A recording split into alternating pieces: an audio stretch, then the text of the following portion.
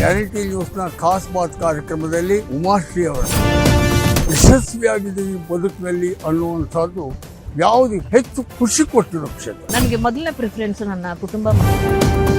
ಬೆಂಕಿಯಲ್ಲಿ ಅರಳಿದ ಹೂವು ಅಂತ. ಹವ್ಯಾಸಿ ರಂಗಭೂಮಿಲಿ ಕಲಾವಿದರು ಯಾವತ್ತು ಬರ್ಲಿಲ್ಲ ಅಂತಂದ್ರೆ ಸಿಗ್ಲಿಲ್ಲ ಅಂತಂದ್ರೆ ಅವ್ರೇನ್ ಮಾಡ್ತಾರೆ, ನನ್ನ ಅಲ್ಲಿಂದ ಕರ್ಸ್ಬಿಟ್ಟು ದುಡ್ಡು ಕೊಟ್ಟು ಪಾರ್ಟ್ ಮಾಡಿಸ್ಕೊಳ್ಳೋರು. ಮನೆವರೆಗೂ ಗಾಡಿ ತಂದು ನಿಲ್ಸಿದ್ರಳು, ಯಾರ್ದೋ ಗಾಡಿ ಇದು. ನಿನ್ನ ವಿದ್ಯಾಭ್ಯಾಸ ಏನೋ? ನಾನು ಓದಿದ್ದು SSLC, ಜಸ್ಟ್ ಪಾಸ್. ನನಗೊಂದು ವ್ಯಕ್ತಿಯ ಜೀವನದಲ್ಲಿ ಒಂದು ತಿರುವು ಕೊಟ್ಟವರು ಅನ್ನುವಂಥ ನಿರ್ದೇಶಕರು ಯಾರು? ಚಿತ್ರರಂಗಕ್ಕೆ ಬಂದದ್ದೇ ಬಹಳ ಆಕಸ್ಮಿಕ ಅಂತಾನೆ ಹೇಳ್ಬೋದು. ಈಗಲೂ ನಿನಗೆ ಒಡಲಾಳ ಸಾಕವ್ವ ಇಷ್ಟನೋ ಅಥವಾ ಚಲನಚಿತ್ರದ ರಂಗದ ಯಾವುದಾದ್ರೂ ಒಂದು ಪಾತ್ರ ಇಷ್ಟ? ನಂಗೆ ತುಂಬಾ ಒಳ್ಳೆ ಚಾಲೆಂಜಿಂಗ್ ರೋಲ್ ಅವಕಾಶ ಸಿಗೋ ರವಿಚಂದ್ರ.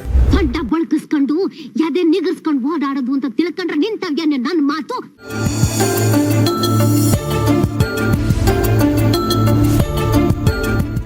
ಮಾಜಿ ಸಚಿವೆ ಹಿರಿಯ ನಟಿ ಉಮಾಶ್ರೀ ಜೊತೆ ಮಾಜಿ ಶಾಸಕ YSV ದತ್ತ ಎಕ್ಸ್ಕ್ಲೂಸಿವ್ ಮಾತು.